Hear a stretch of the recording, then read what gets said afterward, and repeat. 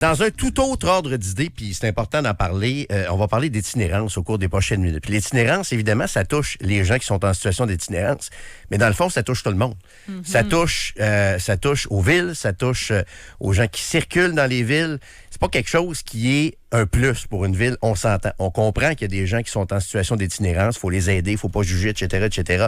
Mais ça touche toutes les sphères de la société, au fond, la situation de l'itinérance. Et notre prochain invité a décidé de lancer une coalition, puis ce que je comprends, ce qu'elle suggère, c'est une espèce de corvée commune au Québec pour tenter de trouver des solutions contre l'itinérance.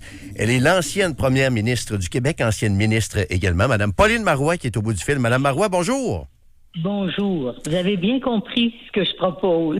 Ben, c'est ça. Puis, dites-moi, Mme Marois, en quoi ça consiste exactement, cette corvée-là, cette espèce de mouvement-là? Est-ce que c'est de trouver plus de financement, trouver des ressources? Qu'est-ce que c'est exactement? C'est tout ça. Mais c'est d'abord et avant tout de mobiliser toute la société québécoise. La société civile, comme on dit, autant les organisations communautaires, les organisations qui s'engagent, qui travaillent sur la question de l'itinérance, que le gouvernement, que les municipalités, que les institutions dans le domaine de la santé, des services sociaux, la sécurité publique. On pense aux jeunes, entre autres, qui sont, par exemple, qui sortent de la DPJ, qui ont besoin d'aide lorsqu'ils terminent leur séjour. Bon, enfin, je pourrais vous décrire là, l'ensemble des gens qu'on veut pouvoir aider, soutenir, accueillir. Évidemment, aussi, on souhaite que ceux qui investissent, par exemple, dans le logement, les entrepreneurs, se sentent interpellés, se sentent concernés par cette situation-là. Alors, l'idée est la suivante. C'est de réunir donc tous ces gens-là dans une perspective où on va s'asseoir autour d'une table en disant qu'est-ce qu'on peut faire chacun de nous, de différent, de plus, de mieux coordonné. Parce qu'actuellement, un des grands problèmes, il y a beaucoup d'investissements qui se font, il y a beaucoup de travaux dans nos organisations, au gouvernement, dans les organisations gouvernementales, beaucoup de travaux et d'investissements qui se font, mais comment se fait-il qu'en 3 ans, l'itinérance a augmenté de 20 Et non seulement elle a augmenté de 20 mais elle s'est répandue à travers tout le Québec. Il n'y a pas une municipalité actuellement qui n'est pas atteinte par cette réalité-là, qui n'est pas concernée par cette réalité-là.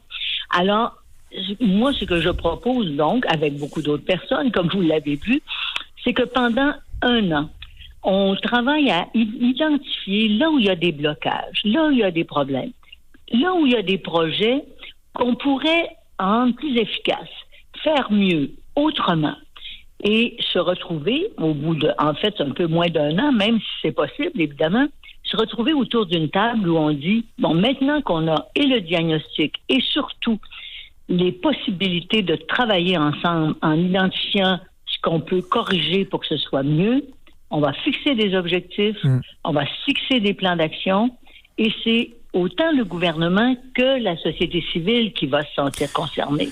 Et c'est ça, dans le fond, qui, moi, est ma grande préoccupation, qu'on se mobilise tous collectivement autour de cette question. Vous savez que le document a été signé par, entre autres, le maire de Québec, la mairesse de Montréal, le maire de Rouyn-Noranda, qui représente la grande région de l'Abitibi-Témiscamingue. Je vais, cet après-midi, avoir un échange avec la mairesse de Gatineau. Tout le monde a intérêt à ce qu'on trouve une solution. Mais surtout, à mon point de vue, il faut s'occuper des plus mal pris d'entre nous, de ceux qui sont laissés pour compte actuellement. En fait, c'est une catastrophe, mais une catastrophe humaine. Est-ce qu'on peut accepter, société riche comme on l'est, que des gens dorment dans la rue, que des gens quêtent pour manger, que des gens vivent des dépressions, soit dans des situations lamentables au plan psychologique, sans qu'on se mobilise sur cette question. Alors, c'est ça le projet. C'est important, Mme Marois, évidemment, de trouver des solutions puis de se mobiliser, mais vous avez parlé de diagnostic tantôt. Je pense que c'est important de savoir d'où on vient pour savoir où on va. C'est quoi le constat qu'on doit faire sur la situation actuelle? C'est l'échec de qui ou de quoi? C'est-tu le système de santé? C'est-tu l'action politique? C'est un échec de société, une conjoncture économique? Pourquoi? Moi, je dirais que c'est un échec de société. Il y a eu une conjoncture qui a été la COVID, qui a accéléré le phénomène. Il ne faut pas le négliger. Mais c'est un échec qu'on vit collectivement, parce que quelque part, on ne s'est pas occupé du logement.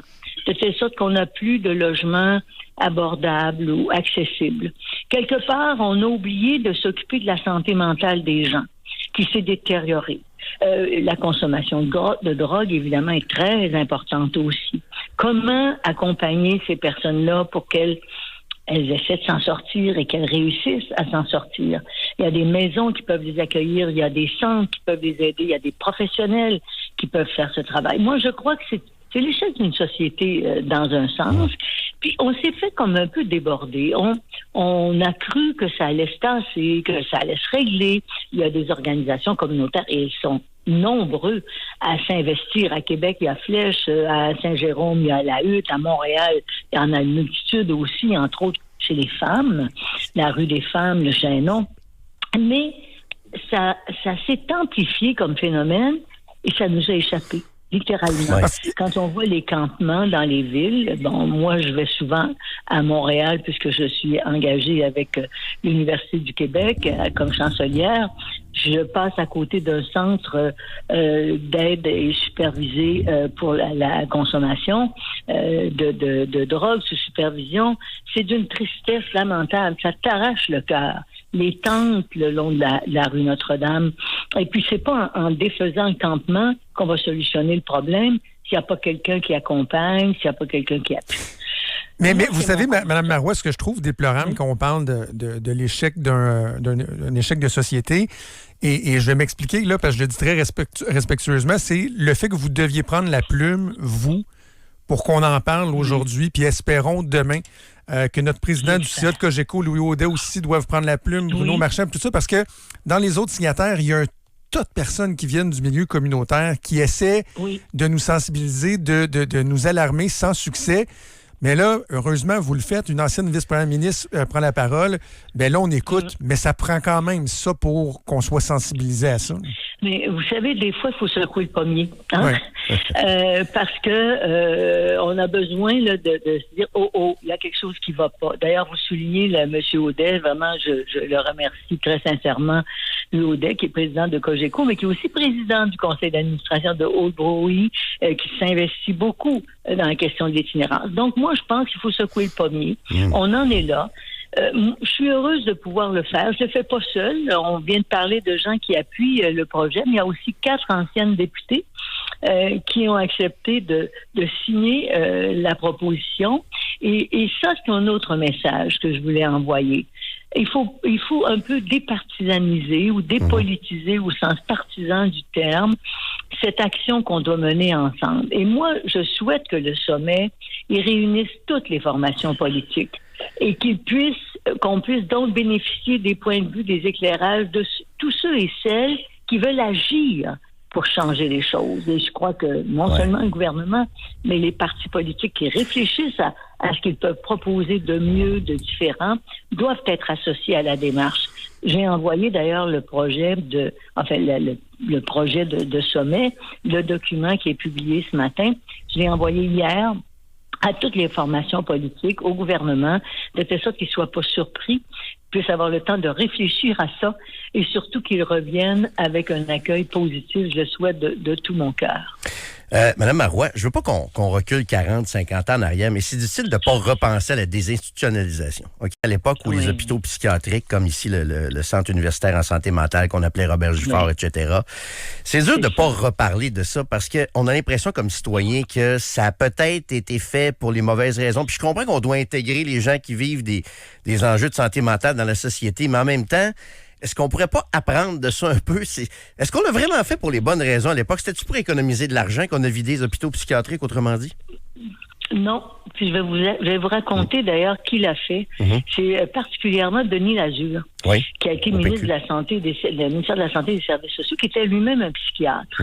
Et lui, sa grande préoccupation, c'était que les gens qui avaient vécu des épisodes psychiatriques, qui avaient été mis en institution, alors que dans certains cas, ils n'auraient pas dû y être, puissent réintégrer la société. Là où on a manqué, à mon point de vue, on a manqué de décisions, on a pris de mauvaises décisions, c'est qu'il fallait les accompagner pendant un certain temps. On ne pouvait pas les laisser aller tout seuls comme ça dans la rue, alors que pendant des années, Ils n'avaient jamais eu d'autonomie. Ils avaient mangé à la cafétéria tous les jours. On s'était occupé de leurs besoins, etc. Alors, il fallait les accompagner. Là, il y a peut-être manqué de fonds pour pouvoir le faire. L'intention était très bonne. Mais c'est sûr que c'est un peu comme ça qu'a démarré. Comme un peu, on dans le fond, on s'est mis à dire que c'était pas une bonne idée qu'il y ait des gens en institution. En institution telles qu'on les connaissait, non. Mais il reste qu'il y a certaines personnes qui auront besoin toute leur vie de soins, de support, c'est ça, c'est des soins, oui. Et de soins. Oui. Nos RPA, à cet égard, accueillent beaucoup de gens qui sont dans des situations très difficiles au plan de la santé mentale, évidemment au plan cognitif, au plan physique aussi. Donc, il y a comme des intermédiaires. On a des refuges, on a des appartements supervisés, on a des appartements où vont des personnes autonomes qui vont se reprendre en main. Alors, je pense qu'il y a eu à ce moment-là un manque d'investissement pour accompagner les gens qu'on a désinstitutionnalisés. L'intention était très bonne et c'était pas pour des raisons financières, je peux vous l'assurer, mais ça nous a comme échappé en cours de route. Et actuellement, ça a pris une proportion telle que des gens meurent dans les rues, que des gens vivent des problèmes majeurs de santé physique. Faut voir les gens, comment leur santé est détériorée. Je suis allée encore visiter la semaine dernière la Maison du Père, qui est une organisation à Montréal fort dynamique. Écoutez, ils offrent des soins de santé parce qu'il y a des gens qui arrivent avec des problèmes à tous égards, les pieds, les mains, mal en point, la santé en général. Alors, voilà pourquoi je crois qu'il faut vraiment se mobiliser, faire une véritable corvée, puis je pense qu'on est capable. Je racontais ça l'autre jour à quelqu'un qui était très jeune. J'ai dit, tu sais, à une époque, la grange du voisin brûlait. Tout le rang se mobilisait puis disait on va aller l'aider à reconstruire sa grange. C'était comme naturel et normal qu'on soit solidaire. C'est la même solidarité qu'on veut qui s'exerce maintenant, chacun à notre façon, chacun selon nos moyens, et le gouvernement doit mobiliser ses ressources et ses bonnes volontés pour faire plus que des bonnes volontés, mais des actions qui vont éradiquer l'itinérance au Québec. Je pense que c'est important qu'on soit capable de nommer les choses, Mme Marois, puis de parler du réflexe que certains peuvent avoir, par exemple, de dire écoutez, là, avec ce que je paye en impôts pour le sacro-saint filet social au Québec, si quelqu'un se ramasse dans la rue, c'est parce que c'est son choix, puis moi, j'en ai fait assez. Il y a des gens qui vont être portés à penser ça. Qu'est-ce que vous leur répondez à ces gens-là?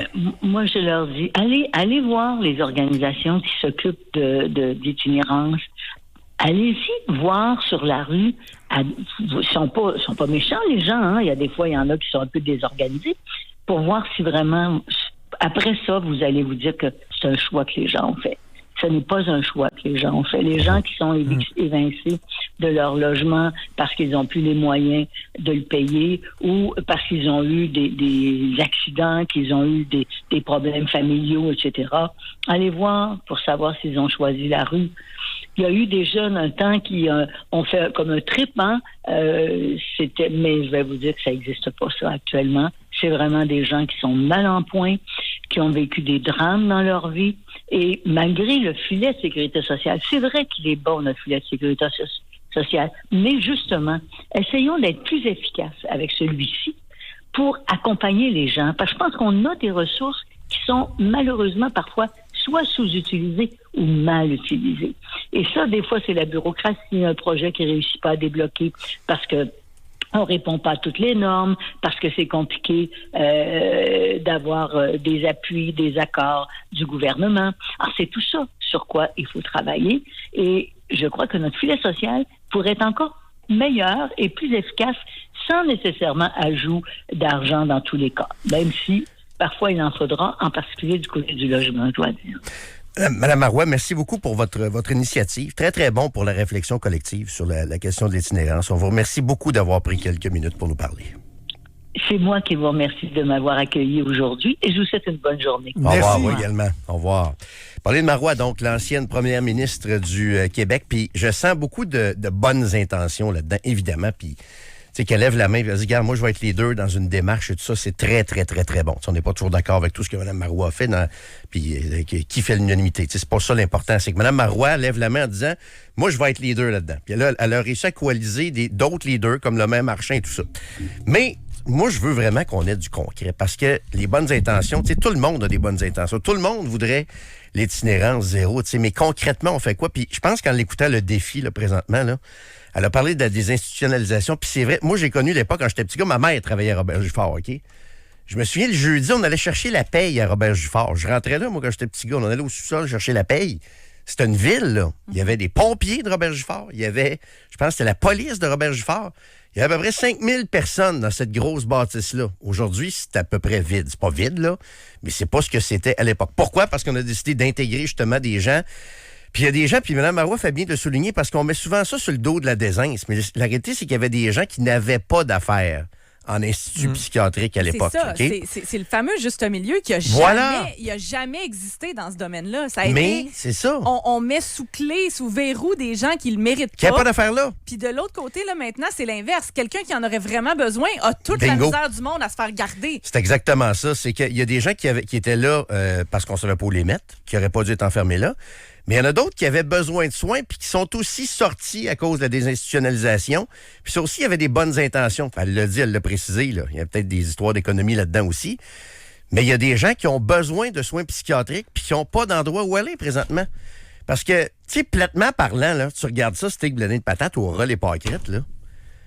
Est-ce qu'un itinérant serait mieux sur la rue ou à l'Institut de santé mentale de Québec? Ben, puis ils n'ont pas tous des problèmes de santé mentale. Des problèmes de santé mentale. Puis c'est c'est la même chose avec notre système de prison en passant. C'est-à-dire que de vouloir favoriser une réinsertion sociale chez ceux chez qui c'est possible, c'est correct. Mais d'être rendu à libérer des gens plus rapidement, ne pas les emprisonner parce qu'on n'a pas de place dans les prisons, c'est ridicule comme constat pour une société. Donc, c'est la même chose pour les soins psychiatriques. Là. Oui, OK, de ne pas garder enfermés des gens qui ne devraient pas être là puis qui soient gelés comme des bines pour le reste de leur vie. Mais il y en a que, malheureusement, c'est ça l'alternative. Là, de façon péjorative, mais je veux dire d'être pris en charge. Mais y a-tu moyen de leur faire un milieu de vie? Tu prends, peut-être que je suis trop au ras les paquettes, vous me le direz, les intervenants. J'aime-tu le prix? Regarde les maisons des aînés. C'est ça, mais dans une société où on est supposément un filet social, ça devrait pas être extravagant de dire prenons une partie des anciens hôpitaux psychiatriques, faisons un milieu de vie dans ça. C'est sans les enfermer, mais plutôt que de coucher sur la rue, vous aurez de l'aide à ces endroits-là. C'est là, je parle des lieux physiques. Est-ce qu'on pourrait pas utiliser ces lieux physiques-là? Mais là, évidemment, ça prend des ressources avec des lieux physiques. Mais le problème qu'on a, c'est que là, on manque de personnel aussi pour les opérations, pour les suivis, pour les diagnostics, pour les consultations en médecine familiale. Fait qu'on s'entend-tu que les problèmes de santé mentale, ça passe en dernier de la file? Parce qu'on a de la misère à s'occuper des cancers, des problèmes cardiaques, des ci, des ça, des gens qui ont besoin de médecin de famille. Fait que les enjeux de santé mentale, ça passe à la fin. Fait qu'ils se retrouvent où? Ils se retrouvent sur le trottoir. Je pense que c'est ça le problème, là, présentement, là, qu'on vit avec... l'itinérance. En passant, ceux qui pourraient être portés à reprocher à Mme Marois son implication, là, de dire qui, elle, pour venir nous faire la leçon sur l'itinérance, c'est quoi sa spécialité pour nous parler de ça? Sa spécialité, c'est d'avoir été première ministre du Québec. Non, mais plus important que ça. D'avoir un poids à sa parole, à sa prise de position. Donc, moi, c'est ça que je trouve déplorable, c'est que ça prenne une Pauline Marois pour que l'on en parle. Puis ma crainte, c'est que demain matin, on n'en parle plus. Bien, c'est ça, il y a son poids, mais plus important, le poids est important, mais plus important que ça encore. Mme Marois, je pense que c'est une travailleuse sociale. Elle a été oui, elle vient des milieux sociaux, oui. Elle vient des milieux sociaux. Là. J'ai vu des gens tantôt qui écrivaient, la multimillionnaire qui va nous parler d'itinérance et tout ça, mais c'est parce que quand c'est des gens trop favorisés par la vie qui parlent d'itinérance, ça fait pas. Mais quand c'est des gens qui l'ont vécu puis qui, des fois, peut-être ont des défis quand même, on les écoute pas. Fait que c'est qui là, qui doit parler d'itinérance? C'est juste monsieur, madame, tout le monde qui fait le salaire moyen, qui est engagé mais pas trop, qui a réussi mais pas trop, qui a un micro mais pas trop. Tu sais, je veux dire, à un moment donné, il faut que tout le monde se parle d'itinérance, peu importe leur statut. Tout le monde, exactement mais ça. Mais surtout, il faut qu'on écoute les gens qui ont eu les deux pieds dedans puis qu'on prenne les conseils de ceux et celles qui l'ont vécu. Je suis convaincu qu'elle fait de la philanthropie, madame. Oui. Je ne la connais pas personnellement, mais je suis convaincu qu'elle en fait. Là. En passant, je le dis au passage, je salue tous mes amis de la famille Martin, puis je salue Éric aussi de l'Aube-Rivière. On va se voir le 26 mai prochain, donc dans moins de 10 jours maintenant. Ça va être l'activité annuelle de mes amis de Saint-Hubert où on passe 2-3 heures à servir des repas. Saint-Hubert à ceux qui fréquentent l'Aube-Rivière dans le quartier Saint-Roch, ici à Québec. Beaucoup de gens des médias qui vont être là. Puis je vais être là, donc ça se passe le 26 mai prochain. Ici à l'Aube-Rivière à Québec. Salutations à la famille Martin qui se démarque toujours dans leurs implications sociales, notamment avec cette activité-là.